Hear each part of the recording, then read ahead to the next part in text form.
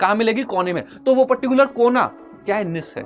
होने को वो पूरे इस कमरे में फुटबॉल खेल सकती है। एन टी प्लस वन मतलब after time T plus one कितनी डेंसिटी वहां पे हो गई? तो population density after time T plus one. जो पॉपुलेशन है, कोई भी पॉपुलेशन है, वो यही चाहेगी कि मेरी आर वैल्यू बढ़ती जाए, आर वैल्यू बढ़ती जाए, मतलब मेरे नंबर ऑफ इंडिविजुअल बढ़ते जाए। हेलो प्यारे बच्चों, मैं परमवीर सिंह आप सभी का स्वागत करता हूं संकल्प भारत के ऑनलाइन लर्निंग प्लेटफॉर्म पे। आज के इस माइंड मैप सीरीज में हमारा जो चैप्टर है that is organism and population. Number of question के लिहाज से काफी इंपॉर्टेंट चैप्टर है, क्योंकि इकोलॉजी में आप देखेंगे इस चैप्टर से आपको रिपीटेडली 2 से 3 क्वेश्चन देखने को मिल जाएंगे और आज के इस माइंड मैप सेशन में आप most of the thing cover कर लोगे और मुझे उम्मीद है मैक्सिमम क्वेश्चन इससे कवर हो जाएंगे आपके। तो बिना देरी किए हुए शुरुआत करते हैं आज के इस सेशन को।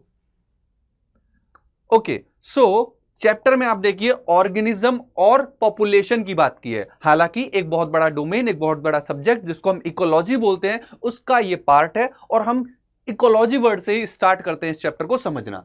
अगर आप इकोलॉजी वर्ड को देखें तो ये टर्म आपका कॉइन किया था अर्नेस्ट हैकल ने 1866 में। बेटा ध्यान से देखो, 1866 में ये टर्म इकोलॉजी कॉइन किया था अर्नेस्ट हैकल ने। किसने कॉइन किया है? अर्नेस्ट हैकल ने। और इकोलॉजी की अगर हम बात करें तो इकोलॉजी को आप एक्सप्लेन कर सकते हैं कि इकोलॉजी क्या है? स्टडी ऑफ ऑर्गेनिज्म, मतलब एक बायोटिक पार्ट है। स्टडी वर्ड इंपॉर्टेंट है। Study of organism and it's environment. बहुत ही लेमैन मैनर में, मतलब बहुत ही साधारण सी, बहुत ही सिंपल लैंग्वेज में अगर आप बोलो कि इकोलॉजी क्या है, तो एक ऑर्गेनिज्म है और उसका एनवायरनमेंट है, मतलब वो एक बायोटिक कंपोनेंट है और उसके चारों तरफ जो हवा, पानी, धूप, जो एबायोटिक कंपोनेंट है, उसका इंटरेक्शन कैसे हो रहा है, इसी चीज की स्टडी को हम क्या बोल रहे हैं बेटा? इकोलॉजी बोल रहे हैं। तो बहुत ही सिंपल मैनर में हम क्या बोल सकते हैं? स्टडी, ये वर्ड याद रखिएगा, study of interaction among organism and their environment. इसी को आप क्या बोलते हो बेटा? इसी को आप इकोलॉजी बोलते हो, है ना।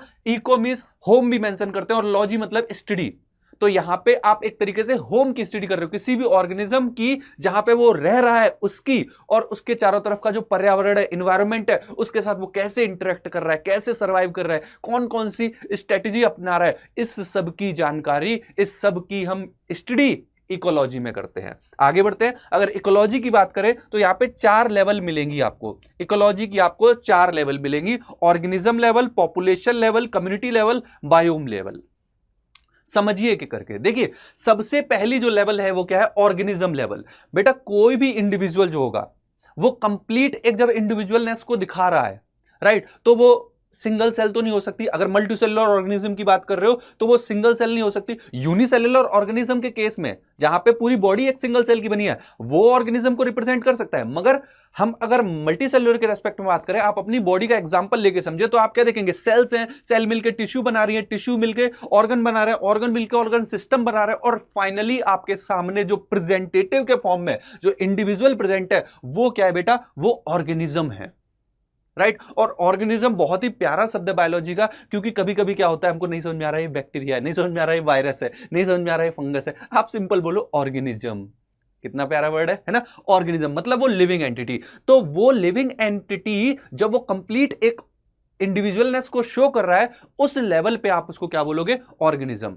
नेक्स्ट, जब उसी ऑर्गेनिज्म के कई सारे मेंबर, उसी पर्टिकुलर स्पीसीज के कई सारे मेंबर एक जगह इकट्ठे हैं, तो आप उसको पॉपुलेशन बोल रहे हो, राइट। ऑर्गेनिज्म में आप बात करते हो बर्थ की, ऑर्गेनिज्म के बाद जब पॉपुलेशन की बात कर रहे हो तो पॉपुलेशन में बात करते हो बर्थ रेट की। समझो अंतर। ऑर्गेनिज्म में आप बात करते हो बर्थ की, पॉपुलेशन में बात करते हो बर्थ रेट की। ऑर्गेनिज्म में बात करते हो किसकी? डेथ की, पॉपुलेशन में बात करते हो डेथ रेट की। ऑर्गेनिज्म में बात करते हो कि ये मेल है, फीमेल है, यहां पे पॉपुलेशन में बात करते हो सेक्स रेशियो, राइट।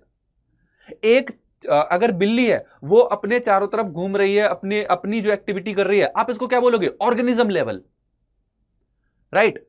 जब मल्टीपल यहां पे ग्रुप में है, ग्रुप में कोई एक्टिविटी हो रही है, कोई कई सारी, जैसे बिल्लियों की आदत, आप बोल रहे हो कि 4-5 बिल्ली एक साथ जंगल में टहल रही हैं, राइट, एक पूरी फैमिली टहल रही है, तो वहां पे आप उस पॉपुलेशन के रेस्पेक्ट में बात कर रहे हो। समझो छोटी छोटी चीजें। तो वहां पे आप क्या बात करते हो? बर्थ रेट की बात करोगे, डेथ रेट की बात करोगे, सेक्स रेशियो की बात करोगे।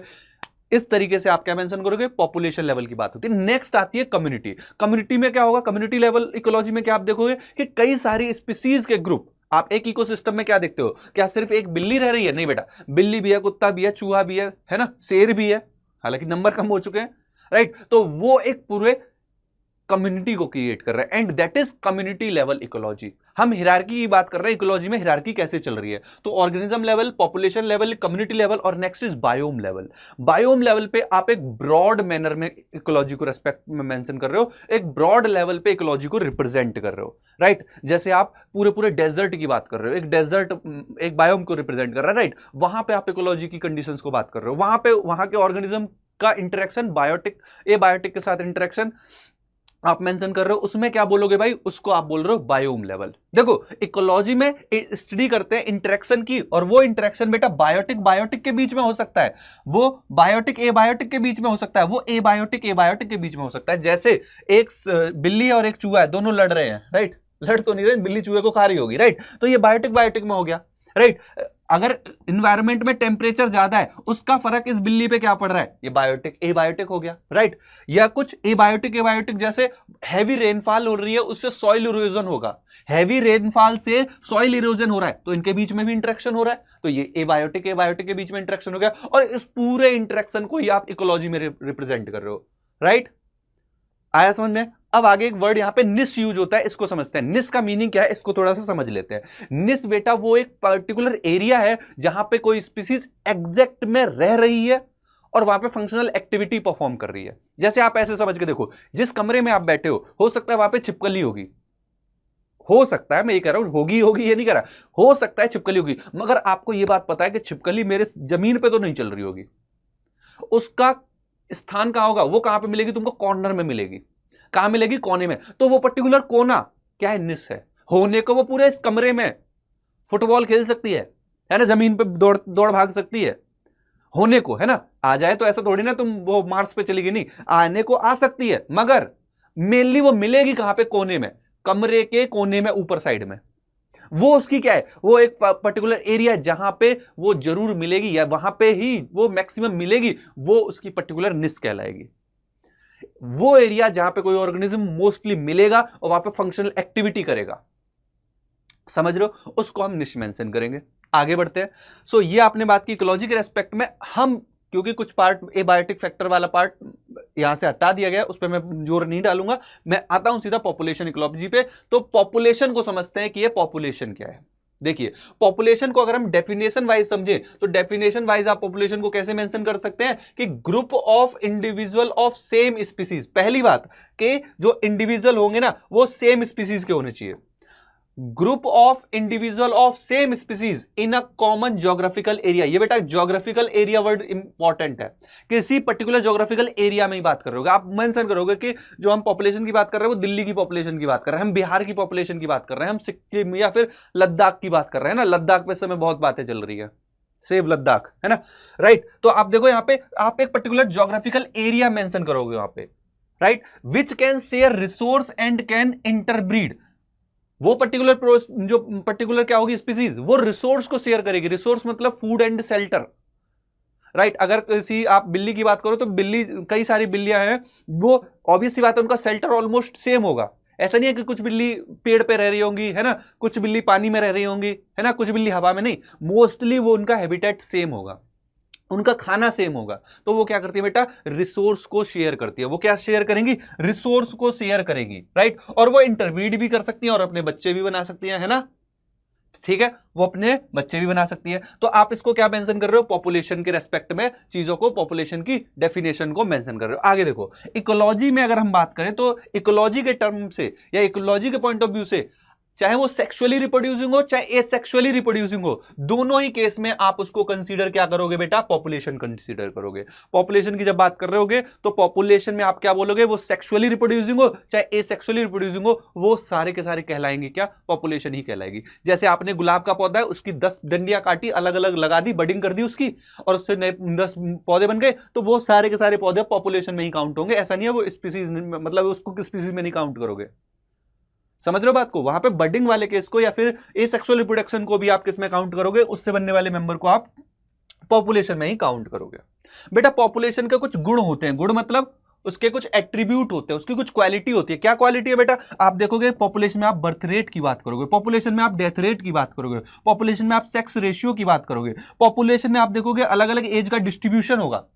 अलग अलग एज का है ना, pre reproductive, reproductive, post reproductive, right. Population में आप पॉपुलेशन की डेंसिटी की बात करोगे कि इस पर्टिकुलर एरिया में इतना है, राइट। पॉपुलेशन डेंसिटी डिटेल में डिस्कस करेंगे इन सारे एट्रीब्यूट को। बर्थ रेट क्या होगा, डेथ रेट क्या होगा, सेक्स रेशियो क्या है, एज डिस्ट्रीब्यूशन क्या है, पॉपुलेशन डेंसिटी क्या है, ये सारे के सारे एट्रीब्यूट एक एक करके अपन डिस्कस करना स्टार्ट करेंगे, क्योंकि यहां से नंबर ऑफ क्वेश्चन आने की चांसेस ज्यादा होंगे और यहां से क्वेश्चन आपको देखने को मिल जाएंगे। सबसे पहले बात करते हैं बर्थ रेट पे। तो देखो बर्थ रेट की अगर हम बात करें तो सिंगल इंडिविजुअल है बर्थ, एक अकेले इंडिविजुअल की बात करो है ना, मेल फीमेल की बात करो तो वहां पे आप बोलोगे बर्थ, मगर पॉपुलेशन में बर्थ वर्ड यूज नहीं होगा। फॉर पॉपुलेशन आप बोलोगे बर्थ रेट, पॉपुलेशन के लिए क्या बोलोगे, बर्थ रेट यूज करोगे, राइट। कि number of birth per capita in a given time, एक गिवन टाइम में पर कैपिटा कितनी बर्थ हो रही हैं, इसको आप क्या मेंशन करोगे, बर्थ रेट मेंशन करोगे। Is it clear? For example आप ऐसे समझो कि इनिशियली आपके पास 20 रोज है, राइट, 20 गुलाब के पौधे हैं, राइट, या 20 गुलाब है, राइट, और फाइनली वो कितने हो गए, 28 हो गए। तो आप मेंशन क्या करोगे कि 20 से 28 हो गए। अब आप क्या निकालोगे, बर्थ रेट निकालोगे। क्या निकालोगे, बर्थ रेट। तो बर्थ रेट निकालने का एक बहुत सिंपल सा तरीका याद रखना कि कितना चेंज आया और इनिशियल कंडीशन क्या थी, इनिशियल कंडीशन क्या थी और कितना चेंज आया, बस इसी को आप बर्थ रेट के रेस्पेक्ट में मेंशन करोगे। देखो चेंज कितना आया, 8 का है ना, 8 मेंबर बढ़े ना, तो 8 अपॉन इनिशियल कंडीशन क्या थी, 20। आप जब इसको कैलकुलेट करोगे तो वैल्यू आ जाएगी 0.4। तो 0.4 क्या है बेटा, बर्थ रेट है। 0.4 इंडिविजुअल पर रोज per year, right, per year. ये टाइम मेंशन करना जरूरी है, क्यों, रेट की बात कर रहे हो, राइट, बर्थ रेट की बात कर रहे हो, तो पर ईयर आप ये चीज भी मेंशन करोगे कि विद टाइम वो कितना चेंजेस दिख रहा है। Is it clear? एक और एग्जांपल देख लो कि बर्ड्स, मान लो इनिशियल बर्ड्स के कितने नंबर है, 100 बर्ड है, इनिशियली 100 बर्ड है, बाद में क्या हुई, इंक्रीज हुआ 20 बर्ड्स का, विद इन 6 मंथ, 6 महीने में 20 बर्ड और ऐड हो गई। तो पर बर्ड कितना बर्थ रेट बढ़ा है आपको निकालना होगा। तो कैसे निकालोगे बेटा, बर्थ रेट निकालोगे कि चेंज कितना आया, 20 का चेंज आया, इनिशियल कंडीशन क्या थी, 100। तो आपने जब सॉल्व किया तो 0.2 इंडिविजुअल पर बर्ड पर 6 ईयर, ये आपका बर्थ रेट आपके सामने निकल के आ रहा है। आया समझ में, ये कंडीशन समझ में आई। इन एग्जाम्पल की मदद से आप और बेटर वे में बर्थ रेट और डेथ रेट को समझोगे। अभी डेथ रेट पे ही आते हैं। बर्थ रेट समझे, फॉर्मूला बस याद रखना कि चेंज कितना आया और इनिशियल कंडीशन क्या थी। क्लियर है? चलो बेटा आगे की तरफ बढ़ते हैं। अगला देखो, अब हम बात करेंगे डेथ रेट की। नेक्स्ट क्या बात करेंगे, डेथ रेट की। डेथ रेट को भी बर्थ रेट के रेस्पेक्ट में समझो कि नंबर ऑफ डेथ पर इंडिविजुअल कितनी डेथ हो रही है एट अ गिवन टाइम, एक गिवन टाइम में। एक लैब एक्सपेरिमेंट के रेस्पेक्ट में चीजों को समझने की कोशिश करो कि देयर वर 40 फ्रूट फ्लाई, 40 क्या थी, मक्खी थी, 40 मक्खी थी। आफ्टर 1 वीक, एक वीक में 36 रह गई, एक वीक में 36 रह गई। तो बर्थ हुई है या डेथ हुई है, मेनली भाई डेथ हुई है, राइट। बर्थ होती तो आगे नंबर बढ़ते। आपके पास चेंज कितना दिख रहा है, 4 का चेंज दिख रहा है। तो change upon initial condition, initial condition क्या थी, 40, चेंज कितना आया, 4 का। तो यहां पे आप बोलोगे कि जो डेथ रेट है ना बेटा, वो 0.1% पर इंडिविजुअल पर फ्लाई और पर वीक आप मेंशन करोगे। हर वीक इतना डेथ रेट आपको रिपोर्ट हो रहा है, 0.1। 0.1 क्या बेटा, ये डेथ रेट है per individual per fruit fly per week, right. तो ये आप क्या मेंशन कर रहे हो, डेथ रेट मेंशन कर रहे हो। इतना समझ में आया बेटा? नेक्स्ट आगे समझो सेक्स रेशियो को, कि सेक्स रेशियो क्या होगा। देखो सेक्स रेशियो में अगर आप बात करोगे तो यहाँ पे जो इंडिविजुअल है, इंडिविजुअल के रेस्पेक्ट में देखोगे तो इंडिविजुअल में आप बोलते हो मेल होगा या फीमेल होगा, है ना। कोई भी इंडिविजुअल देख के बोलोगे, है ना। देख के कभी कभी डिस्कस भी कर रहे थे, सामने से आदमी जो आ रहा है ये आदमी है कि औरत है, पास में आता है तब पता चलता है ओके ये तो औरत है। सेक्सुअल डायमॉर्फिज्म फिनोमेना बोलते हैं कि हम देख के पहचान लें कि ये मेल है कि फीमेल है, सेक्सुअल डायमॉर्फिज्म। और ह्यूमंस में बहुत इजीली दिखता है ना, पीछे से लंबे लंबे बाल दिख जाएंगे। मगर कंफ्यूजन कब होता है, जब लड़कियों ने भी लड़कों वाली हेयर स्टाइल कट करा रखी, दूर से नहीं पता पड़ेगा, पास आके वो भी समझ जाओगे, है ना। तो इसी को बोलते हैं सेक्सुअल डायमॉर्फिज्म। तो देखो यहाँ पे सेक्स रेशियो की भी जब हम बात करते हैं, वो पॉपुलेशन में बात करेंगे, इंडिविजुअल के रेस्पेक्ट में ऑर्गेनिज्म लेवल पे आप बर्थ इसकी बात करोगे, सेक्स की बात करोगे कि मेल है फीमेल है। मगर पॉपुलेशन में क्या बात करोगे, पॉपुलेशन में आप बात करोगे कि भाई ये सेक्स रेशियो क्या निकल के आ रहा है। सेक्स रेशियो होता क्या है, आप देखो कि जैसे दिल्ली का ही मैं अगर सेक्स रेशियो बोलूं तो 932 सेक्स रेशियो है दिल्ली में 2021 के अकॉर्डिंग। बुरा हाल तो नहीं लग रहा? मीनिंग पहले समझो, अगर बुरा लगे तो बेटा मेहनत करनी पड़ेगी, स्ट्रगल करनी पड़ेगी। कोई भी माँ बाप अपनी लड़की ऐसे तो दे नहीं देगा तुमको। मीनिंग समझो पहले तो इसका क्या है कि 932 फीमेल पर 1000 मेल, 1000, अगर आप ऐसे देखो कि दिल्ली में जो मेल है वो कितने 1000 पर 1000 मेल पे सिर्फ कितनी फीमेल है, सिर्फ तो नहीं 932 नंबर ऑफ फीमेल है। हालांकि ये बढ़ा है पहले से, 2004 से अगर इस डाटा को देखोगे काफी इंक्रीज आया, वहां पे तो 800 के करीब, 800 850 के करीब वो था, और अब देखो कितना है।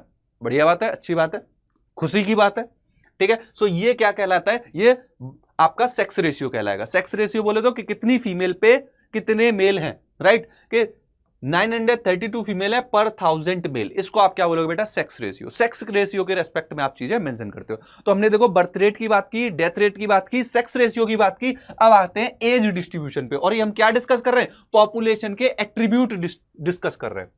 बढ़ते हैं एज डिस्ट्रीब्यूशन की तरफ। एज डिस्ट्रीब्यूशन, अगर आप किसी ह्यूमन की एवरेज जो एज है, अगर आप उसको कितना मान रहे हो, 70 ईयर, 70 साल की एवरेज एज है, राइट, तो आप देखोगे डिफरेंट एज ग्रुप के क्या होंगे, डिस्ट्रीब्यूशन होंगे, कि 0 से 14 साल की उम्र के जो बच्चे होंगे, बच्चे ही कहोगे उनको, तो वो कहलाएंगे प्री रिप्रोडक्टिव कंडीशन। 14 से लेके 45 तक के हो जाएंगे रिप्रोडक्टिवली एक्टिव, ठीक है। मोस्टली मैं बात कर रहा हूं, है ना, मैं मोस्टली बात कर रहा हूं, ठीक है। 45 प्लस में आप क्या बोलोगे, पोस्ट रिप्रोडक्टिव कंडीशन आ जाएगी, ठीक है, ओके। तो ये आपने क्या देखा, डिफरेंट एज ग्रुप देखे कि प्री रिप्रोडक्टिव कंडीशन है, रिप्रोडक्टिव वाले हैं, पोस्ट और पोस्ट रिप्रोडक्टिव है। जब इसी का अगर आप ग्राफ प्लॉट करोगे ना, व्हेन यू प्लॉट ग्राफ, तो आपको 3 टाइप की पॉपुलेशन मिलेंगी। एक पॉपुलेशन होगी एक्सपेंडिंग, एक होगी स्टेबलाइजिंग और एक होगी डिक्लाइनिंग। जब आप इसको ग्राफ के पैटर्न में अरेंज करोगे ना, तो आपको 3 टाइप की पॉपुलेशन मिलेंगी, राइट। ये देखो, एक ये ग्राफ मिलेगा आपको, एक ये ग्राफ मिलेगा, एक ये ग्राफ मिलेगा। आप यहां पे देखो, इस ग्राफ को आप देख के बता सकते हो ये एक्सपेंडिंग ग्राफ है। हमेशा याद रखना, बेस में आपको किसको रखना है, प्री रिप्रोडक्टिव को। यही मैंने यहां पे मेंशन किया कि बेस में किसको रखना है, प्री रिप्रोडक्टिव को, फिर आएंगे रिप्रोडक्टिव, सबसे ऊपर कौन से आएंगे, पोस्ट रिप्रोडक्टिव। इस बात को समझना जरा, ठीक है। इस पैटर्न में जब अरेंज करोगे तो आपको 3 तरीके के ग्राफ मिलेंगे, राइट। पहला ये आपका पिरामिड शेप है ना, ये देखो पिरामिड शेप है। पिरामिड शेप जो ग्राफ होगा, ये क्या रिप्रेजेंट करेगा, ये एक्सपेंडिंग कंडीशन मेंशन करेगा कि यहां पे अब जो पॉपुलेशन आएगी वो और एक्सपेंड करेगी, क्योंकि यहां पे जो प्री रिप्रोडक्टिव वाले ना बच्चे हैं, उनका नंबर बहुत ज्यादा है, और वो ऑब्वियस सी बात है जवान भी होंगे, राइट। और जब वो जवान होंगे तो ऑब्वियस सी बात है रिप्रोडक्टिव वालों का नंबर और बढ़ेगा। जब वो और बढ़ेगा तो ये जो पॉपुलेशन है वो एक्सपेंड करेगी, और ये कंडीशन आपको पुअर कंट्रीज में मिलेगी। ये यहां पे आप क्या देखोगे, पॉपुलेशन साइन इंक्रीज कर रहा है, ये पुअर और लेस डेवलप्ड कंट्री में मिलेगा। क्यों, आप देखो, जो अफ्रीका में जाके देखो, कोई जो वैसे जो लोकल एरियाज है, वहां पे देखोगे एक दंपति के, मतलब एक पति पत्नी के कितने सारे बच्चे, 8-10 बच्चे मिनिमम, राइट। तो ऑब्वियस सी बात है, बच्चे इतने ये बड़े भी तो होंगे, बड़े होंगे तो ऑब्वियस सी बात है जो रिप्रोडक्टिव वाले नंबर है और बढ़ जाएंगे, रिप्रोडक्टिव वाले जो नंबर और बढ़ेंगे, फिर उनके और बच्चे होंगे। तो ऑब्वियस सी बात है ये वहां पे होगा जहां पे मैनेजमेंट बहुत अच्छा नहीं है, समझ रहे हो, जहां पे पॉपुलेशन कंट्रोल नाम की कोई चीज नहीं है, जहां पे वो अपने बायोटिक पोटेंशियल को, आर वैल्यू को मैक्सिमम यूज कर रहे हैं।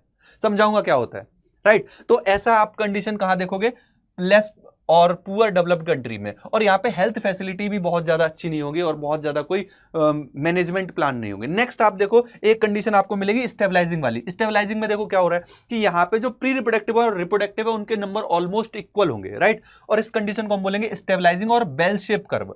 यहाँ पे रिप्रोडक्टिव और प्री रिप्रोडक्टिव जो है उनका नंबर ऑलमोस्ट सेम मिलेगा, और ऐसा आपको डेवलपिंग कंट्री में मिलेगा। यहां पे शेप एंड साइज बहुत ज्यादा चेंज नहीं होगा, राइट। यहां पे कंडीशन स्टेबलाइज रहेंगी, क्योंकि जितने प्री रिप्रोडक्टिव है उतने ही जवान बनेंगे, और उतने ही जवान बनेंगे तो उनसे फिर उतने ही क्या बनेंगे, प्री रिप्रोडक्टिव वाले उतने ही नंबर रह जाएंगे, है ना। तो यहां पे कंडीशन मोस्टली स्टेबलाइज रहेंगी। लास्ट देखो, इसको हम अर्न शेप बोलते हैं। अर्न शेप मतलब जो आप घड़ा देखा होगा आपने, है ना, इस तरीके का घड़ा होता है, राइट, घड़े से जैसा बोलते हैं, इसको बोलते हैं अर्न शेप। और यहाँ पे कंडीशन डिक्लाइनिंग मिलेगी, क्योंकि यहाँ पे रिप्रोडक्टिव वाले जो नंबर हैं वो ज्यादा होंगे, प्री रिप्रोडक्टिव कम है। जब बच्चे ही कम है तो जवान कम हो जाएंगे ना। तो यहाँ पे आप क्या देखोगे, अर्न शेप कंडीशन मिलेगी, या रिप्रोडक्टिव मेंबर ज्यादा होंगे। और ये हाईली डेवलप्ड जो कंट्री होती है ना बेटा, हाईली डेवलप्ड कंट्री में ये कंडीशन देखने को मिलेगी। यहाँ पे साइज पॉपुलेशन का धीरे धीरे कम हो रहा होगा, इसीलिए इसको क्या बोलते हैं बेटा, डिक्लाइनिंग कंडीशन बोल रहे हैं। क्या बोल रहे हैं हम इसको, डिक्लाइनिंग कंडीशन बोल रहे हैं। यहाँ पे कंडीशन और डिक्लाइन करेंगे। इज इट क्लियर, इतना समझ में आया। पॉपुलेशन के हम एट्रीब्यूट्स डिस्कस कर रहे हैं, हमने birth rate, death rate, sex ratio, age distribution को अभी यहां पे डिस्कस किया है। आगे डिस्कस करेंगे हम बेटा पॉपुलेशन डेंसिटी को। चलिए समझते हैं कि पॉपुलेशन डेंसिटी क्या है। पॉपुलेशन डेंसिटी की अगर हम बात करें तो number of individual per unit area at a given time, कि कितने नंबर ऑफ इंडिविजुअल हैं एक पर यूनिट एरिया में, एक पर्टिकुलर एरिया में, राइट, और एक पर्टिकुलर टाइम पे, एक पर्टिकुलर टाइम पीरियड पे, एक पर्टिकुलर एरिया में कितने इंडिविजुअल हैं, इन टर्म ऑफ नंबर बोल सकते हो, इन टर्म ऑफ बायोमास बोल सकते हो, वो तो मैं समझाऊंगा कैसे कैसे डिस्कस करेंगे। इसी को हम बोलेंगे population density, right. Population density को हम और काउंट भी क्यों करते हैं कि इससे पता चलता है कि इंपैक्ट ऑफ रिसोर्स, जो फूड है उसका इंपैक्ट है, हमारे वहां की जो इंटरेक्शन है उन पे क्या पड़ रहा है, मतलब इंटरेक्शन जैसे कंपटीशन या प्रेडेशन या जो भी इंटरेक्शन वहां पे हो रहे हैं उन पे क्या फर्क पड़ेगा, राइट। रिसोर्स का, रिसोर्स ज्यादा होंगे तो कंपटीशन ज्यादा नहीं होगा, रिसोर्स कम है तो कंपटीशन ज्यादा होगा, समझ रहे हो। तो इसका क्या फर्क पड़ेगा, हम पॉपुलेशन डेंसिटी के टर्म में इनको फाइंड आउट करने की कोशिश करते हैं। देखो, इसको निकालने का, पता करने का, पॉपुलेशन डेंसिटी पता करने का कई सारे बेस्ट मेथड है और अलग अलग मेथड यूज होते हैं। जैसे मान लो एक एरिया में एक सिंगल बनियान ट्री है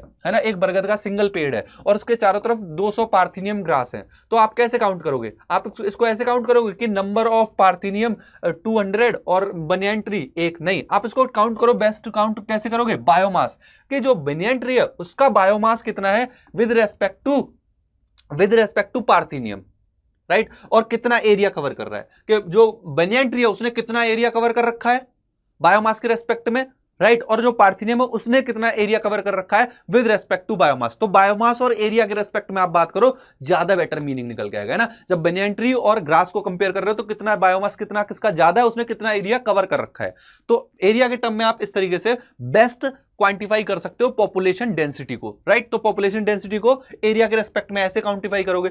पॉन्ड में अगर देखो तो कोई फिश है, उसकी रिलेटिव डेंसिटी की बात करोगे कि रिलेटिवली इतनी फिशेस इस एरिया में आपको मिल रही हैं। अगर कल्चर प्लेट में जैसे बैक्टीरिया के नंबर या वायरस के नंबर निकालने हैं तो वहां पे number of colony forming unit की बात करते हैं ना, CFU, कॉलोनी फॉर्मिंग यूनिट के कितनी यूनिट बन रही है उतने काउंट कर लेते हैं, उससे हम आइडिया लगाते हैं, राइट, बैक्टीरिया वगैरह का। नेक्स्ट देखो, इनडायरेक्ट मेथड भी होते हैं कुछ। एक होता है मार्क रिलीज रिकैप्चर मेथड, कि हमने मार्क किया, जंगल में छोड़ दिया, दोबारा से पकड़ा, कितने मिले उनके बेसिस पे हम नंबर निकाल लेते हैं। ऐसा किसके लिए करते हैं बेटा, शेर के लिए करते हैं, राइट, सॉरी शेर के नहीं, आप ऐसे समझ सकते हो कि हिरन वगैरह के, शेर के लिए करोगे दोबारा पकड़ने जाओगे खा लेगा, समझ रहे हो। शेर के लिए ये वाला काम करोगे। पग मार्क, आप जाओ एरिया में देखो शेर के पंजे के निशान कहां कहां मिल रहे हैं, ओके, इसके बेसिस पे आइडिया लगा लेते हैं। तो ये इनडायरेक्ट मेथड है, ठीक है। तो आपके ये क्या है, indirect method, mark release recapture method और पग काउंट मेथड। तो ये आपने पॉपुलेशन डेंसिटी की बात की, इज इट क्लियर। तो यहां पर हमने एट्रीब्यूट को देखा, हमने समझा birth rate, death rate, sex ratio, right, population density, क्या क्या इनके मीनिंग है, राइट। अब हम आगे आ जाते हैं पॉपुलेशन ग्रोथ पे। पॉपुलेशन ग्रोथ आप देखिए, पहले तो कुछ पैरामीटर को समझिए, उसके बाद आप पॉपुलेशन ग्रोथ को समझ पाएंगे। पैरामीटर में सबसे पहले देखो नेटैलिटी, नेटैलिटी बोले तो बर्थ रेट और मोर्टेलिटी बोले तो डेथ रेट, राइट। तो बी से बर्थ रेट, डी से डेथ रेट, ई से इमिग्रेशन, आई से इमिग्रेशन, राइट। देखो ई से एग्जिट याद रखो, एग्जिट, इमिग्रेशन, आई से इमिग्रेशन, आई से इन, है ना, इन याद रखना, ओके। तो किसी भी पॉपुलेशन को आपको एनालाइज करना है तो ये 4 पैरामीटर होंगे, राइट, आप किसी भी पॉपुलेशन की डेंसिटी निकालना चाह रहे हो, किसी पर्टिकुलर एरिया में कितनी पॉपुलेशन डेंसिटी है, कितनी पॉपुलेशन है, आप कैसे पता करोगे, उस पर्टिकुलर एरिया में कितनी बर्थ हो रही है और कितनी डेथ हो रही है, राइट। और हो सकता है बाहर से नए इंडिविजुअल और ऐड हो रहे हो या वहां से निकल के भाग रहे हो, तो कितना इमिग्रेशन हो रहा है, कितना इमिग्रेशन हो रहा है, राइट। ई से एग्जिट याद रखना, ठीक है। तो यही चीज डिसाइड करेंगे, यही चारों पैरामीटर डिसाइड करेंगे। यहां पे एनटी एक वर्ड यूज करोगे। एनटी का मतलब क्या है कि population density at time T, किसी भी पर्टिकुलर टाइम पे जब आप बात कर रहे हो उस समय एनटी, उस पर्टिकुलर टाइम पे कितनी पॉपुलेशन डेंसिटी है, और NT+1 आफ्टर, उस पर्टिकुलर टाइम के बाद, एक टाइम के बाद कितनी पॉपुलेशन वहां पे हो गई। तो NT+1 मतलब आफ्टर टाइम T+1 कितनी डेंसिटी वहां पे हो गई, तो population density after time T+1। तो आप इसको कैसे निकालोगे कि NT+1 की वैल्यू क्या आएगी कि इनिशियल जो डेंसिटी थी इसमें आप ऐड करोगे जितने बर्थ हुए और जितने पर्सन एंटर किए हैं, राइट। इसमें से माइनस कर दो कितने लोग एग्जिट कर रहे हैं और कितने लोगों की डेथ हो चुकी है। Is it clear. तो इस तरीके से आप निकाल लोगे क्या, population density after time T. Is it clear. Sorry बेटा, इतना समझ में आया। अब आप आगे समझो कि फैक्टर कौन कौन से जो अफेक्ट करते हैं ग्रोथ को। फैक्टर अफेक्टिंग ग्रोथ, तो पहली बात तो आपका रिसोर्स ही आ जाएगा कि कितना फूड मिल रहा है। खाना ही नहीं मिलेगा कहां से ग्रोथ होगी। ऑप्टिमम खाना तो मिलना चाहिए ना, जीने के लिए तो चाहिए ना, राइट। तो रिसोर्स है ना, वही वाली बात है, रोटी कपड़ा मकान, है ना, वही रिसोर्स उसी को बोलते हैं, तो ये तो मिलना ही चाहिए, राइट। रिसोर्सेस और प्रीडेशन प्रेशर, कि किसी पर्टिकुलर ऑर्गेनिज्म पे प्रीडेशन प्रेशर कितना है। मान लो ऐसे समझ के देखो कि एक लोमड़ी है, राइट, लोमड़ी की पॉपुलेशन है, वहां पे लोमड़ी का शिकार करने के लिए अगर मान लो चीता शिकार कर रहा है लोमड़ी का, तो वहां पे चीता का अगर नंबर ज्यादा है तो बेचारी लोमड़ी तो वैसे ही खत्म हो लेंगी, है ना। तो उसके ऊपर प्रेडेशन प्रेशर कितना है। अगर नॉर्मल है, चीता 4-5 है, चलो लोमड़ी 100-200 है, एक दो खत्म हो रही है महीने में, तो कोई दिक्कत नहीं है, मेंटेन कर लेंगी, राइट। तब प्रेडेशन प्रेशर बहुत मैटर करेगा, राइट। फिर कंपटीशन, अब खाने के लिए लोमड़ी को भी तो खाना चाहिए ना, अब लोमड़ी के लिए खाना अगर होगा तब तो वो सर्वाइव कर पाएगी, राइट। और अगर खाना है भी, खूब सारी लोमड़ियां वो भी तो कंपटीशन करेंगी एक साथ, राइट। तो ये कंपटीशन भी मैटर करेगा और एनवायरनमेंट मैटर करेगा, एनवायरनमेंट बहुत मैटर करेगा। हो सकता है लोमड़ी रात में खाना ज्यादा पसंद करती हो, राइट, और तो मैटर करेगा कि लाइट नाइट लेंथ कितनी है। तो ये कई सारे फैक्टर, एनवायरमेंटल फैक्टर भी मैटर करेंगे। Is it clear? तो ये वो फैक्टर हैं जो ग्रोथ को अफेक्ट कर रहे हैं, हमने इन पे बात की। आगे अब मोस्ट इंपॉर्टेंट पार्ट पे आते हैं, दैट इज ग्रोथ मॉडल।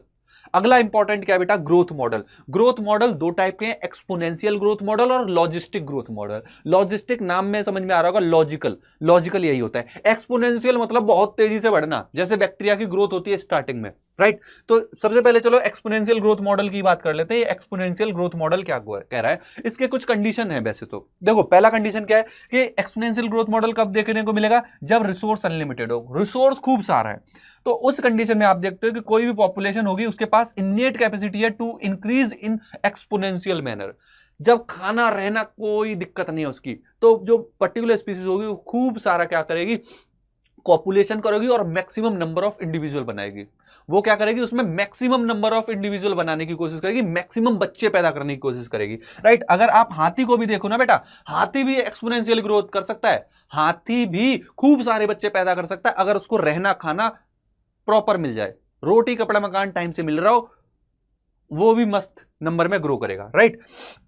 ऐसे ही कुछ सिमिलर बातें किसने की थी? डार्विन ने अपनी थ्योरी में भी की थी, जब वो नेचुरल सिलेक्शन की बात कर रहा था उस समय उसने भी ऐसी कुछ बातें की थी, राइट। अभी हम ग्रोथ मॉडल में यहाँ पे कुछ टर्मिनोलॉजी देखेंगे, जैसे कैपिटल एन को हम मेंशन करेंगे पॉपुलेशन डेंसिटी, टी को मेंशन करेंगे टाइम से, बर्थ माइनस डेथ को हम बोलेंगे आर। आर को समझना बहुत जरूरी है। पॉपुलेशन इकोलॉजी आर के चारों तरफ घूम रही होती है। आर बोले तो intrinsic rate of natural increase, और आप सिंपल शब्दों में समझो बायोटिक पोटेंशियल। बायोटिक पोटेंशियल जितना ज्यादा उतने ही ज्यादा इंडिविजुअल बनेंगे, राइट। तो ये आपने कुछ टर्मिनोलॉजी देखी, इन्हीं को आप कहां पे अप्लाई करोगे? अब अभी आप इनको अप्लाई करोगे कहां पे? इसी पर्टिकुलर मॉडल में। अभी ये जो एक्सपोनेंशियल ग्रोथ मॉडल देख रहे हो ना बेटा, इसमें आप क्या देखोगे? इसका एप्लीकेशन देखोगे। चलो देखो ग्राफ को समझते हैं। एक्सपोनेंशियल ग्रोथ मॉडल का जो ग्राफ है वो क्या बन के आ रहा है, देखो यहां पे आपको मिलेगा देखने को क्या? J shape curve, right. कि यहां पे कुछ टर्मिनोलॉजी समझो। ये क्या है? एन टी मतलब population density at time T, R मतलब बायोटिक पोटेंशियल, राइट, और ई मतलब यहां पे natural base of natural log. ये अभी मैं इस लाइन की इक्वेशन में, जो लाइन वाली इक्वेशन है ना, इसमें मेंशन किया हुआ है। देखो यहां पे समझो D N by D T मतलब जो डेंसिटी है आफ्टर टाइम टी, उसकी वैल्यू क्या आएगी? Are into N. आर क्या है? बायोटिक पोटेंशियल, और एन क्या है? वहां पे जो नंबर ऑफ इंडिविजुअल है।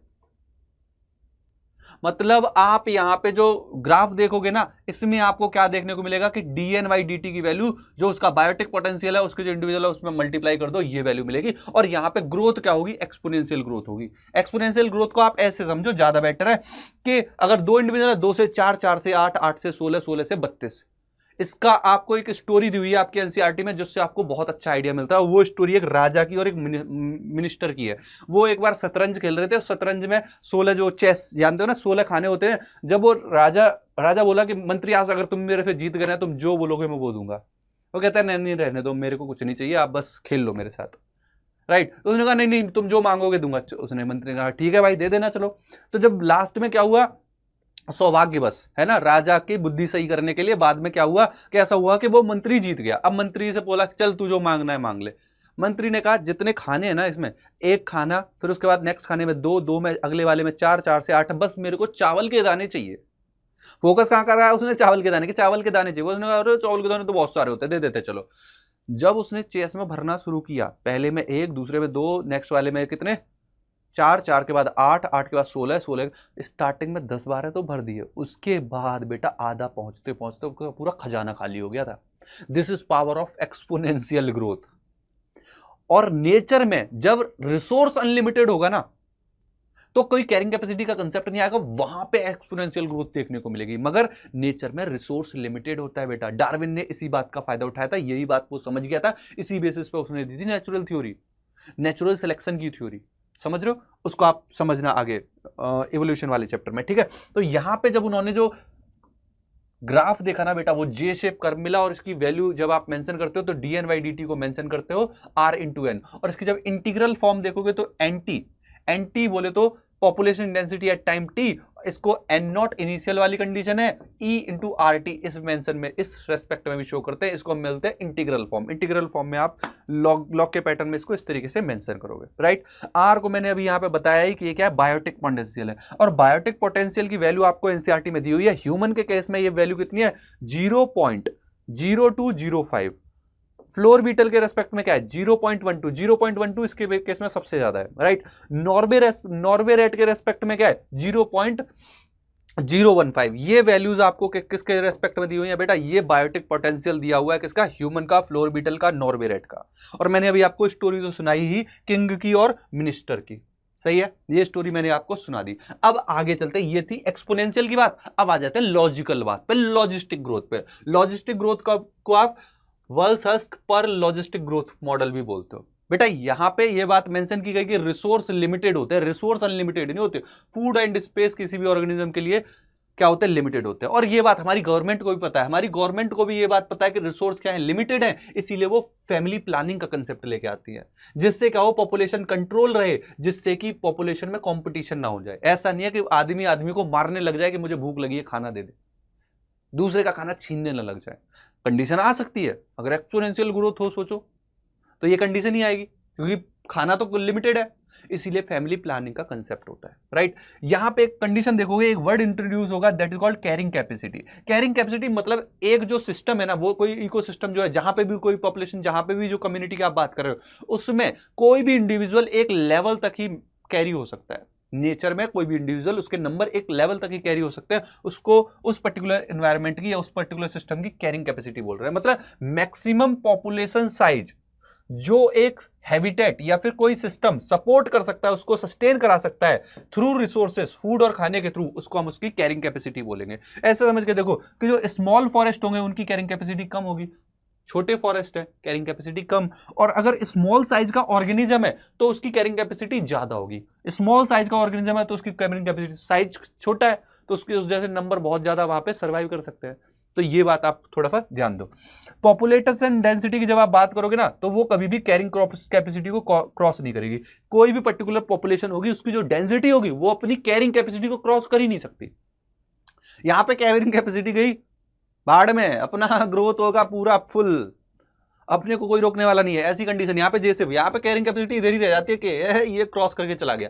यहाँ पे ऐसा नहीं होगा बेटा, ये कैरिंग कैपेसिटी कंडीशन जो होगी वो एस शेप कर्व की आएगी, और कुछ यहां तक ही कैरिंग कैपेसिटी के नीचे ही रहेगा। ये पॉपुलेशन डेंसिटी कैरिंग कैपेसिटी को क्रॉस नहीं करेगी। लॉजिकल बात जब हम करेंगे, मतलब लॉजिस्टिक ग्रोथ की जब हम बात करेंगे, राइट। तो जब आप लॉजिस्टिक ग्रोथ कर्व को देखोगे तो यहाँ पे एस शेप कर्व देखने को मिलेगा। आप यहाँ पे देखो दो पॉइंट देखो, एक ए पॉइंट है और एक बी पॉइंट है। ए पॉइंट पे जब आप देखोगे तो ए पॉइंट पे आप क्या बोलोगे, कैरिंग कैपेसिटी यहाँ पे क्या है, कैरिंग कैपेसिटी बहुत क्या है, ज्यादा है, खूब सारी कैरिंग कैपेसिटी है, क्योंकि देखो रिसोर्स तो खूब सारे हैं ना, तो कैरिंग कैपेसिटी बहुत ज्यादा है, राइट। पॉपुलेशन डेंसिटी अभी बहुत कम है। जब पॉपुलेशन कम होगी तो वहां पे कैरिंग कैपेसिटी ज्यादा है। पॉपुलेशन ही कम है, अभी खूब बढ़ा लो, रिसोर्स खूब सारे, खाने के लिए बहुत है, तो उस समय क्या होगी, कैरिंग कैपेसिटी बहुत ज्यादा है। जब कैरिंग कैपेसिटी बहुत ज्यादा है तो dn/dt इंटू आर एन के साथ साथ हम यहाँ पे क्या मेंशन करेंगे, carrying capacity minus n upon के। n मतलब नंबर ऑफ इंडिविजुअल, है ना। तो जब आप n को नेग्लेजिबल शो कर रहे हो तो ये 0 हो गया, तो k अपॉन के से k कट गया, तो आप क्या बोलोगे कि यहां पे भी एक्सपोनेंशियल ग्रोथ होगी, क्योंकि dn/dt is equal to rn, ये आपका एक्सपोनेंशियल ग्रोथ का ही फॉर्मूला है। आप ए पॉइंट पे इस समय देखोगे एक्सपोनेंशियल ही ग्रोथ हो रही है, ए पॉइंट पे एक्सपोनेंशियल ग्रोथ हो रही है। मगर जब वो कैरिंग कैपेसिटी तक पहुंच जाएगा, जब कैरिंग कैपेसिटी तक पहुंच जाएगा तो dn/dt k minus n, n यहां पे आप क्या देखोगे बेटा, n की वैल्यू कितनी आ गई, n की वैल्यू कितनी आ गई भाई, k के बराबर ही है। तो के को जब एन से माइनस कर दोगे तो वैल्यू 0 आएगी, ये पूरी वैल्यू जब सॉल्व करोगे तो 0 से ही मल्टीप्लाई करोगे तो सारी वैल्यू 0 आ जाएगी, मतलब यहाँ पे n कांस्टेंट हो जाएगा, D N by D T, ये जो वैल्यू होगी ये कांस्टेंट रहेगी। आप देख रहे हो यहाँ पे कोई खास चेंज नहीं हो रहा, राइट यहाँ पे एक्सपोनेंशियल ग्रोथ हो रही थी, यहाँ पे कोई चेंज नहीं हो रहा, इसीलिए देखो ये कैसा कंडीशन आ गई, ये देखो फ्लैट कंडीशन आ गई, क्योंकि ग्रोथ ही नहीं हो रही। तो ये कंडीशन आपको कहां मिलेगी, लॉजिस्टिक ग्रोथ कर्व में मिलेगी। इतना समझ में आया? तो at point A at point B मैंने क्या मेंशन किया कि at point A logistic, at point A यहां पे एक्सपोनेंशियल ग्रोथ होगी, बी वाली कंडीशन बाबा पे ग्रोथ नहीं होगी, और जब कैरिंग कैपेसिटी के बराबर हो जाए हमारी जो पॉपुलेशन है, हम इसको एसिम्प्टोट कंडीशन भी मेंशन करते हैं। क्या बोलते हैं? Asymptote condition, right. तो ये हमने बात की किसके बारे में, लॉजिस्टिक ग्रोथ कर्व के बारे में। चलिए आगे बढ़ते हैं, आगे देखते हैं लाइफ हिस्ट्री वेरिएशन के ऊपर। नेक्स्ट हमारा टॉपिक क्या है, लाइफ हिस्ट्री वेरिएशन। यहां पे देखो कोई भी पॉपुलेशन होती है ना, वो अपने आप को इवॉल्व करती है जिससे वो अपनी रिप्रोडक्टिव फिटनेस बढ़ा सके, जिससे वो अपने नंबर ऑफ इंडिविजुअल जो अगली जनरेशन में पैदा होंगे उनको मैक्सिमम कर सके। जितने ज्यादा नंबर होंगे उतनी ज्यादा उसके चांसेस बढ़ जाएंगे उसकी एग्जिस्टेंस के, राइट। और ये बात डार्विन फिटनेस के रेस्पेक्ट में भी आती है, राइट। डार्विन फिटनेस बोलो या फिर रिप्रोडक्टिव फिटनेस बोलो या बायोटिक पोटेंशियल बोलो, ये आर की ही बात हो रही है, राइट। तो आर वैल्यू को बढ़ाने में लगी हुई होती है, आर की वैल्यू बायोटिक पोटेंशियल की वैल्यू को बढ़ाने में लगी हुई होती है। जो पॉपुलेशन है, कोई भी पॉपुलेशन है, वो यही चाहेगी कि मेरी आर वैल्यू बढ़ती जाए, आर वैल्यू बढ़ती जाए, मतलब मेरे नंबर ऑफ इंडिविजुअल बढ़ते जाए। समझ रहे हो इस बात को? क्लियर है? तो किसी भी हैबिटेट में जो पॉपुलेशन वो क्या जाती है, उसकी आर वैल्यू बढ़े। ऑर्गेनिज्म इवॉल्व किधर होते हैं, वो toward most efficient reproductive strategy. जितनी बेस्ट रिप्रोडक्टिव स्ट्रेटेजी होगी उतने ज्यादा उसके नंबर होंगे। कुछ ऑर्गेनिज्म इसी स्ट्रेटेजी में क्या करते हैं, लाइफ में एक बार ही क्या करते हैं, ब्रीड करते हैं। For example Pacific salmon fish और बैम्बू, एग्जाम्पल याद रखना इंपॉर्टेंट है। कुछ होते हैं जो कई बार ब्रीड करते हैं, राइट, क्योंकि वो नंबर ऑफ इंडिविजुअल भी कम प्रोड्यूस करेंगे। फॉर एग्जाम्पल बर्ड्स और मैमल्स। आपने ऐसा नहीं देखा होगा कि एक साथ बर्ड ने 1000 अंडे दिए, मगर छोटे छोटे इंसेक्ट होते हैं वो एक साथ 1000 से ज्यादा अंडे देते हैं, राइट। तो लार्ज साइज के, अगर लार्ज नंबर में अगर कोई इंडिविजुअल प्रोड्यूस हो रहा है तो वो ऑब्वियस सी बात है उसका साइज स्मॉल होगा। फॉर एग्जांपल ऑस्टर या प्लेजिक फिशेस जो होती हैं ये लार्ज नंबर में होंगी मगर साइज कैसा होगा, स्मॉल। अगर स्मॉल नंबर है और लार्ज साइज है, राइट, ऐसी कंडीशन आपको कहां पे, मैमल्स में, एलिफेंट मैमल का एग्जांपल है। देखते हो कि एक बार में एक ही बच्चा पैदा होता है, और बर्ड में भी ये कंडीशन देखने को मिली। बर्ड्स में 2-3 अंडे दे देती है वो, है ना, कुछ ज्यादा एफर्ट कर देती है, 4 दे देगी और इससे ज्यादा तो नहीं देगी, है ना। मैमल्स में आप क्या देखोगे, क्योंकि उनका साइज बड़ा होता है। आप सोचो अंडे बहुत बड़े होते हैं, बर्ड के नहीं बेटा, उसके साइज से तो कंपेयर करो। हाथी का अंडा नहीं बात कर रहा, बर्ड का अंडा, बर्ड छोटी सी है, उसका अंडा भी इतना सही है, मगर उस बर्ड के हिसाब से वो अंडा बहुत बड़ा है। समझ रहे हो ना बात को, कहना क्या चाह रहा हूं, राइट। तो इसमें आप क्या देखोगे कि जो साइज है, राइट, वो तो बड़ा है मगर नंबर आपको क्या मिलेंगे, कम मिलेंगे, राइट। तो ये कंडीशंस आपको एग्जांपल के साथ आपको ध्यान रखनी है, राइट। यहाँ पे ये जो दो कंडीशन है बर्ड्स और मैमल्स, ये वाली सेम है कि जो मैमल्स और बर्ड्स होंगी वो कई बार रिप्रोड्यूस करती हैं और जो नंबर ऑफ इंडिविजुअल है वो कम होंगे और साइज बड़ा होगा, तो ये कंडीशन सेम रहेंगी। Large number small size oyster pelagic fish, once in the life Pacific salmon fish और बैम्बू, राइट। तो और ये पॉपुलेशन जो है वो इवॉल्व करती है in relation to constant impose of biotic and abiotic factor. उस पे जो प्रेशर पड़ रहा होता है ना, बायोटिक और एबायोटिक, उन सबको मैनेज करते हुए वो अपनी आर वैल्यू को बढ़ाने की कोशिश करती है। और ये हमने देखा लाइफ हिस्ट्री वेरिएशन में कि ऑर्गेनिज्म जो होते हैं उनकी हिस्ट्री में आप देखोगे जो रिप्रोडक्टिव स्ट्रक्चर है या रिप्रोडक्टिव एक्टिविटी है उसमें वेरिएशन देखने को मिलेगा। समझ पा रहे इस बात को? इसी को हम क्या मेंशन करते हैं, लाइफ हिस्ट्री वेरिएशन में मेंशन करेंगे। अगला और लास्ट अपना टॉपिक जो बचता है दैट इज पॉपुलेशन इंटरेक्शन। कि आपने ये चीज तो देखी होगी, कोई भी इंडिविजुअल अकेला धरती पे रह ही नहीं सकता, अकेला उसको किसी से मतलब नहीं है, है ना। फिर तो वो एटम वाली फॉर्म में ही रहता, क्यों इंसान बन गया, क्यों ऑर्गेनिज्म बना। इवन नेचर में रेंडमनेस ही होती है, आइसोलेटेड सिस्टम तो एग्जिस्ट ही नहीं करते नेचर में, यूनिवर्स में नहीं एग्जिस्ट करते आइसोलेटेड, जहां तक इंसान की सोच जाती है और उसने जितना समझा उस आधार पर बता रहा हूं, राइट। तो कोई भी स्पीसीज होगी ना बेटा, वो आइसोलेशन में रहती नहीं है, वो इंटरेक्ट करती है। और इंटरेक्शन के रेस्पेक्ट में बोलते हो कि कई टाइप के इंटरेक्शन है, जैसे competition, predation, parasitism, amensalism, commensalism, mutualism. आप इनको समझो बेटा। नेचर में कंपटीशन बहुत खतरनाक होता है क्योंकि दोनों को नुकसान होता है। यहाँ पे जो दो स्पीसीज इन्वॉल्व हो रही है उन दोनों को नुकसान होगा, इस बात को याद रखना कि कंपटीशन जब भी होगा तो नुकसान होगा। आपके नीट में ऐसा नहीं है रे, जो कंपटीशन में बेस्ट है उसका फायदा है, उसको सिलेक्शन मिलेगा, उसको मिलेगा बढ़िया वाला हॉस्पिटल, समझ रहे हो, बढ़िया इंस्टीट्यूट। प्रीडेशन में अगर आप बात करोगे तो प्रीडेशन में बेटा एक जो प्रीडेटर है उसको तो मजा आ रहा है, चट कर रहा है ना, चबा रहा है वो, बोटी चबा रहा है, मगर जिसको चबा रहा है उसका तो बहुत बड़ा नुकसान है, उसको तो जान की हानि हो रही है ना। तो आप यहाँ पे मेंशन करोगे कि predator positive, prey negative. Negative negative मतलब लॉस हो रहा है, उसकी जान माल का हानि हो रही है ना।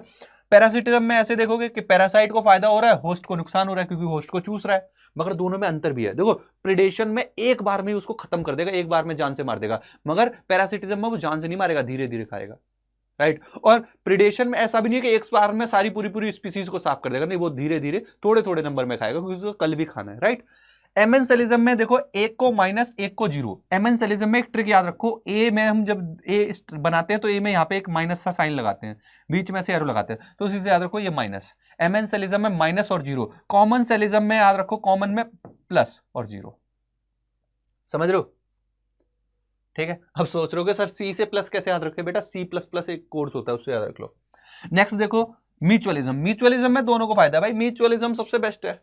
मैं तेरी मदद करूंगा, तू मेरी मदद कर, है ना। मैं तुमको पढ़ा रहा हूं, तुम वीडियो पे लाइक करो, म्यूचुअलिज्म। ठीक है, अपने को उत्साह मिलेगा, हमको भी मजा आएगा, है ना, टीचर को भी मजा आएगा, प्यारे प्यारे कमेंट पड़ेगा, टीचर मजा आएगा, आपको और उत्साह से पढ़ाएगा, है ना। तो ये म्यूचुअलिज्म वाली बात हो गई। चलो अब इन्हीं को थोड़ा सा डिटेल में समझ लेते हैं, इन्हीं को थोड़ा सा और डिटेल में समझ लेते हैं एक एक करके। देखो प्रिडेशन में, प्रिडेशन एक्चुअली बहुत इंपॉर्टेंट चीज है, नेचर में काम यही करता है, नेचर में एक्चुअली में प्रिडेशन काम करता है क्योंकि ये फ्लो ऑफ एनर्जी को मेंटेन करता है। आप देखते हो एक तरीके से आपने हर्बीवोर हो, आप फिर भी प्लांट को तो खा रहे हो, प्लांट भी ऑर्गेनिज्म है, तो आपने उसको प्रिडेट किया ना। फिर अब हर्बीवोर है, हर्बीवोर को प्राइमरी कार्निवोर खाएगा, प्राइमरी कार्निवोर को टॉप कार्निवोर खाएगा, तो यही तो क्या हो रहा है, फ्लो ऑफ एनर्जी तो हो रही है बेटा। और इससे क्या होगा, पॉपुलेशन का कंट्रोल भी होता है। पॉपुलेशन कंट्रोल करने के लिए प्रे प्रेडेटर का इंटरेक्शन बहुत जरूरी है। फॉर एग्जाम्पल, इसका यहां पे एग्जाम्पल भी दिया है कि ऑस्ट्रेलिया में एक कैक्टस इंट्रोड्यूस किया गया और वो बहुत ही धड़ल्ले से, बहुत ही तेजी से वो फैलने लग गया। फिर उसको कंट्रोल करने के लिए उसका क्या किया गया, प्रेडेटर इंट्रोड्यूस किया गया, और वो प्रेडेटर एक मौत था, तब वो कैक्टस क्या हुआ, कंट्रोल में आया। समझ रहे हो? तो प्रे प्रेडेशन बहुत इंपॉर्टेंट है। यहां पे प्रेडेटर बेटा ऐसा भी होता है, प्रूडेंट नेचर शो करता है। ऐसा नहीं है एक बार में सब खत्म कर दिया, ऐसा नहीं है एक बार में उसने सारे कैक्टस खत्म कर दिए। वो खत्म करेगा, धीरे धीरे करेगा, मारेगा मगर धीरे धीरे प्यार से। समझ रहे हो?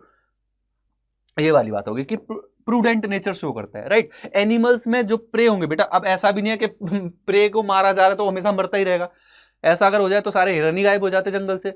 हिरन के पास अपनी टैक्टिक है, हिरन हवा की रफ्तार से भागता है ना, तो उसके पास बचने के तरीके हैं। तो एनिमल्स में आप देखो कैसे बचते हैं, प्रे के में पास एडेप्टेशन होती है। यहाँ पे वो कमाउफ्लेज के फिनोमिना को शो करेगा, जंगल में छिप जाएगा, जैसे ग्रास ऊपर है घास के जैसा हो जाएगा, हरा हरा। मिमिक्री जैसे कुछ ऐसे होते हैं जो पॉइजन, मान लो एक इंसेक्ट है जो पॉइजन रिलीज करता है, तो दूसरा वाला जो पॉइजन नहीं रिलीज करता, वो पॉइजन जो रिलीज करता है उसके जैसा स्ट्रक्चर बनाने की कोशिश करेगा और उससे जैसा दिखेगा। तो जो उसका प्रेडेटर होगा, जो प्रेडेटर होगा वो कंफ्यूज हो जाएगा, अरे ये तो वो वाला है जहरीला, जहरी आदमी है, इसको नहीं छुओ, है ना। समझ रहे हो वो वाली बात? बिल्कुल। तो ये भी एक तरीका है बचने का, दिस इज कॉल्ड मिमिक्री।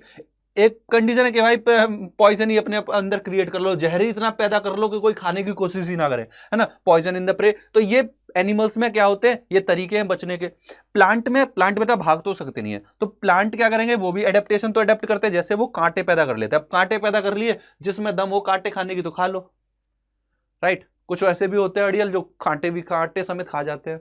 हाथी को देख लो, हाथी को फर्क नहीं पड़ता, कांटे समेत प्लांट को खा जाता है, ठीक है। मगर छोटे छोटे जो कैटल वेटल है उनसे तो बचा ही लेता है ना।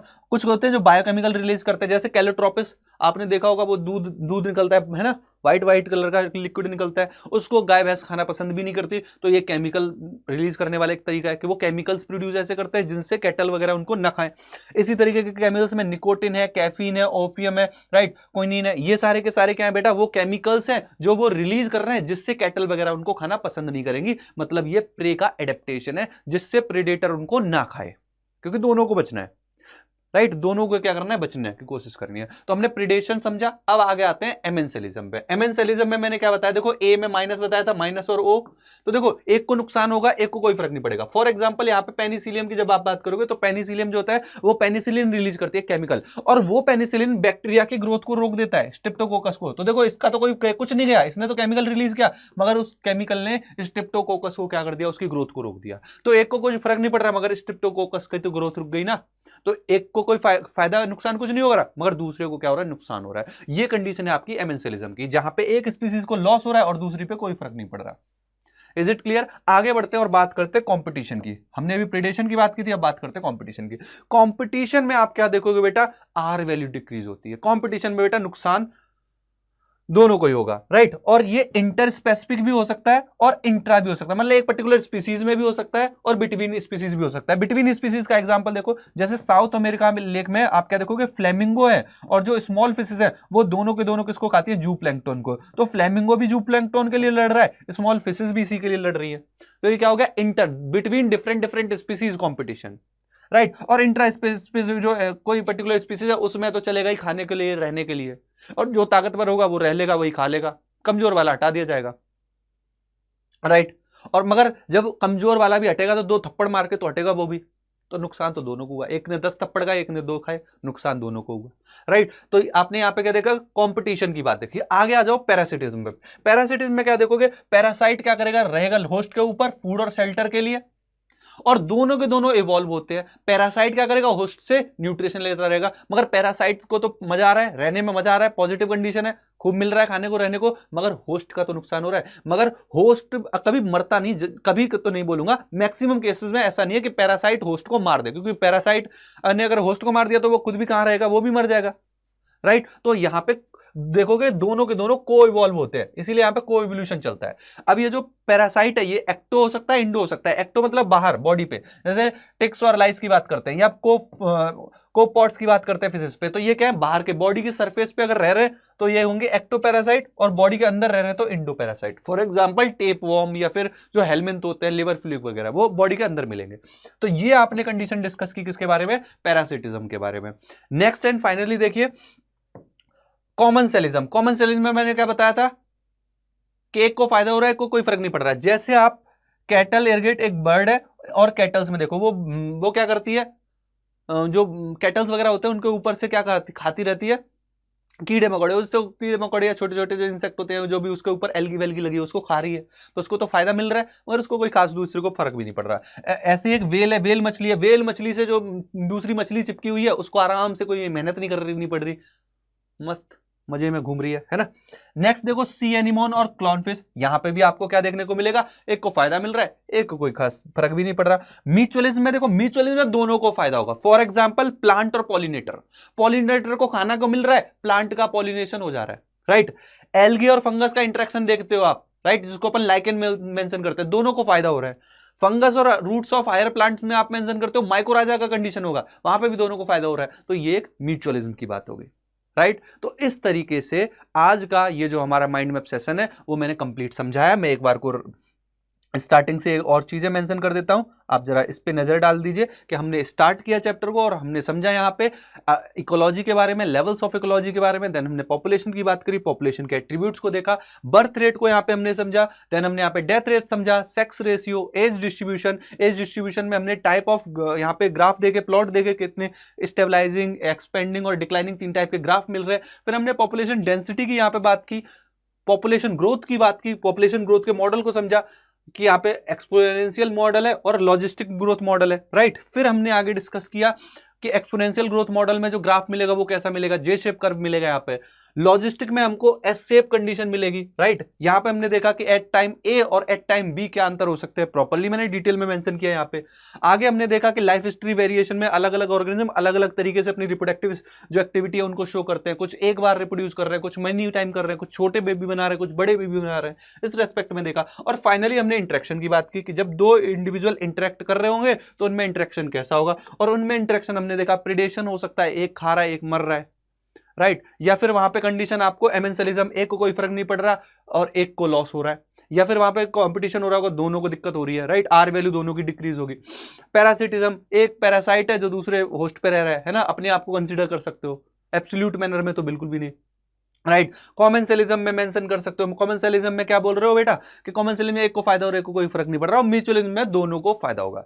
तो इस तरीके से आज का ये जो हमारा माइंड मैप का सेशन है पॉपुलेशन एंड ऑर्गेनिज्म वाला ये कंप्लीट होता है। इसी तरीके के नेक्स्ट माइंड मैप सीरीज के लिए बने रहिए हमारे साथ, और मुझे उम्मीद है ये सेशन आपकी मदद जरूर कर रहे होंगे। बेटा कमेंट सेक्शन में अपने प्यारे प्यारे कमेंट जरूर छोड़ना, क्योंकि उनसे हमको और उत्साह मिलेगा। मैं कोशिश करूंगा कोई कमी रह गई हो उसको सुधार करेंगे और आगे बढ़ने की कोशिश करेंगे, है ना।